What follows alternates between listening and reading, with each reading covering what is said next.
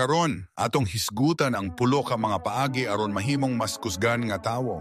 Dili lang pisikal apan mental usab. Kay ang tinuod nga kusog, nagsugod sa atong hunahuna. Andam na ba kamo, sugdan na nato. Pagatiman sa imong lawas, ang una og labing importante nga butang mao ang pagatiman sa atong lawas. Ngano man, kay ang atong lawas mao ang atong templo.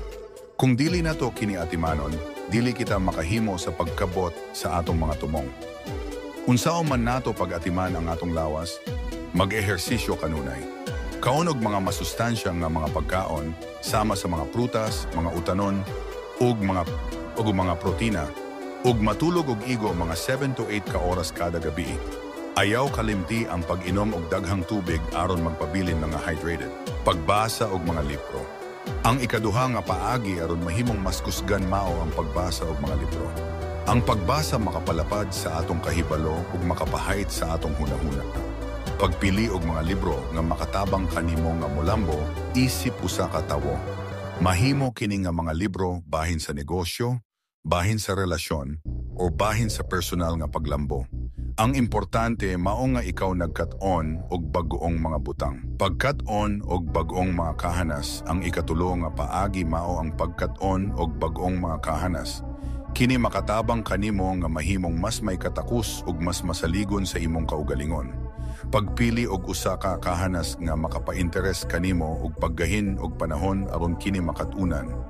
Mahimo kini nga pagluto, pagdrawing, pagtugtog o instrumento, pagprograma, o bisan unsa nga makapa-interes kanimo. 4. Ang ikaupat nga paagi mao ang pag-atubang sa imong mga kahadlok. Ang paglikay sa atong mga kahadlok makapahuyang kanato. Kinahanglan nga atong atubangon ang atong mga kahadlok aron mahimong mas lig-on. Unsaon man nato pag-atubang ang atong mga kahadlok? Pagsugod sa gagmay nga mga butang. Kung mahadlok ka nga mag-istorya sa publiko, pagsugod sa pag-istorya sa imong mga higala ug pamilya. Unya, pag-apil sa usa ka club sa pag-istorya sa publiko. Sa hinay-hinay, imong mabuntog ang imong kahadlok. 5. Pagbaton og disiplina. Ang ikalima nga paagi mao ang pagbaton og disiplina. Ang disiplina mao ang yawe sa kalampusan. Kinahanglan nga magdisiplina kita sa atong kaugalingon aron makabot ang atong mga tumong. Unsaon man nato pagbaton og disiplina? Paghimo og usa ka schedule ug sunda kini. Likayi ang mga temptation ug pagtrabaho og maayo. 6. Pagpamalandong. Ang ikaunom nga paagi mao ang pagpamalandong. Ang pagpamalandong makatabang kanato nga mahimong mas mahuna-hunaon ug mas kalmado.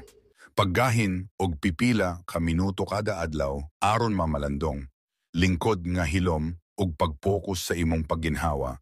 Ayaw paghukom sa imong mga hunahuna. Himoa lang nga moagi sila. 7. Pagtabang sa uban. Ang ikapito nga paagi mao ang pagtabang sa uban. Ang pagtabang sa uban makahatag kanato og katagbawan ug kalipay. Pagpangita og mga paagi aron makatabang sa imong komunidad o sa imong mga higala ug pamilya. Mahimo ka nga magboluntaryo, magdonar og salapi o maghatag og suporta. 8.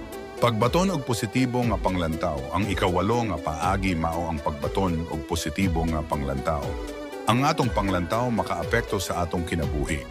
Kung kita adunay positibo nga panglantaw, mas dali kita nga makabot ang atong mga tumong.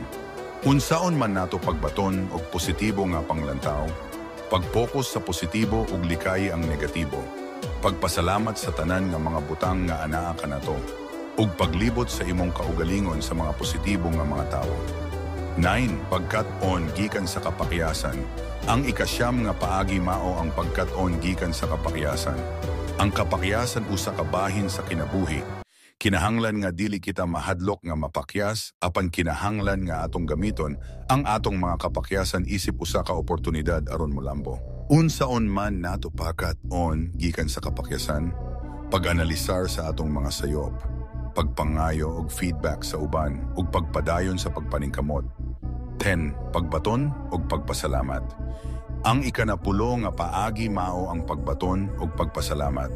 Ang pagpasalamat makatabang kanato nga mahimong mas malipayon ug mas kontento sa atong kinabuhi.